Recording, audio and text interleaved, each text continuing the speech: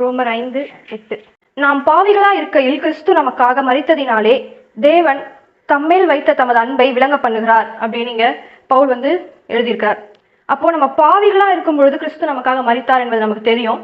அவர் சிலுவையில மரித்ததின் மூலியமா தேவன் நம்ம மீது வைத்த அவருடைய அந்த விலையேற பெற்ற அன்பை இந்த உலகத்திற்கு வெளிப்படுத்துகிறார். அதுவும் நமக்கு தெரியும். ஏன்னா அந்த மாதிரியான ஒரு கொடூரமான மரணம் யாருமே நமக்காக மரிக்க மாட்டாங்க. பவுலே சொல்றார், ஒரு நீதிமானுக்காக வேணா யாராச்சும் மரிக்க கூடுமான ஒரு பாவிக்காக யாரும் அவ்வளவு கொடூரமா என்ன பண்ண மாட்டாங்க, தன்னுடைய ஜீவனை கொடுக்க மாட்டாங்க. ஆனா பிதாவானவர் தன்னுடைய ஒரே பேரான குமாரனை நாம் பாவிகளா இருக்கையில் அவரை நமக்காக ஒப்பு கொடுத்தார். அவரை மரணத்திற்கு ஒப்பு கொடுத்ததின் மூலியமா நம்ம மேல் வைத்து அவருடைய அன்பை அவர் விளங்க பண்ணுகிறார். அப்போ கிறிஸ்துவ வெறும் மரணத்துக்கு ஒப்பு கொடுத்ததுனாலதான் அவருடைய அன்பை நமக்கு விளங்க பண்ணுகிறாரா? அவர் உயிர் தெழுந்ததன் மூலமா அவருடைய ஒரே பேரான குமாரன் மீது அவர் வைத்திருந்த அன்பை அவர் விளங்க பண்ணுகிறாரா அப்படின்னு கேட்டா இருக்கலாம், ஒருவேளை இருக்கலாம். ஏன்னா கிறிஸ்து என்னுடைய நேசகுமாரன் அப்படின்னு பிதாவானவர் சொல்லுகிறார்.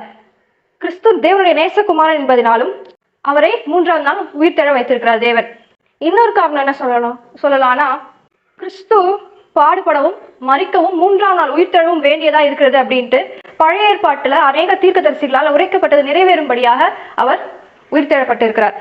மரணம் நமக்கு முடிவல்ல. இந்த வாழ்க்கையில நம்ம மரித்தாலும் இயேசு கிறிஸ்து உயிர் தெழுந்தது போல ஒரு நாள் அவருடைய 2ஆம் வருகையின் போது நாமளும் உயிர் தெழப்பட்டு எப்படி இப்போ இயேசு கிறிஸ்து தேவனோட வலது பாரிசத்துல வீற்று இருக்கிறாரோ அதே போல நாமளும் தேவனோடு கூட ஒன்றாக்கப்பட்டு தேவனோடு கூட நம் புதிய வானம் புதிய பூமியில அவரோடு கூட வாழ்வோம், மறுபடியும் இயேசு கிறிஸ்து கூட உயிர் தெழுந்து வாழ்வோம் அப்படின்ற அந்த ஒரு நிச்சயத்தை நமக்கு கொடுப்பதனால நமக்கு ஒரு நித்தியமான வாழ்க்கை இருக்கு என்பதை நமக்கு காண்பிக்கும் பொருட்டு அவர் உயிர் தெழப்பட்டிருக்கிறார் அப்படின்னு சொல்லலாம். இன்னொன்னு, பாவத்தின் சம்பளம் மரணம் அப்படின்னு எழுதப்பட்டிருக்குது இல்லையா? கிறிஸ்து உயிர் தெழவில்லை அப்படின்னா அவர் மரணத்திற்கு உட்பட்டவரா இருப்பார். எல்லாரும் என்ன சொல்லுவாங்க, உயிர் தெழுந்ததுன்னா என்ன சொல்லுவாங்க, இயேசு கிறிஸ்து மரணத்தை வென்றெழுந்தார் அப்படின்னு தான் சொல்லுவாங்க. அப்ப பாவத்தின் சம்பளமாகிய மரணத்தை அவர் வென்றெழுந்தது மூலியமா பாவத்தையே ஜெயித்து வென்றெழுந்தது போலதான் அர்த்தமாகிறது இல்லையா? மரணத்தால் அவரை ஆட்கொள்ள முடியவில்லை, மரணத்தால் அவரை கட்டி போட முடியவில்லை. அவரு 3ஆவது நாள் மரணத்தை வென்று எழுகிறார். மரணமானது அவரை ஆட்கொள்ள முடியவில்லை. அப்போ பிசாசானவனை காட்டிலும் தேவன் எவ்வளவு பெரியவர் என்பதை காண்பிக்கும் பொருட்டு அவர் உயிர் தெழுந்திருக்கிறார் அப்படின்னு நம்ம ஒரு விதத்துல சொல்லலாம்.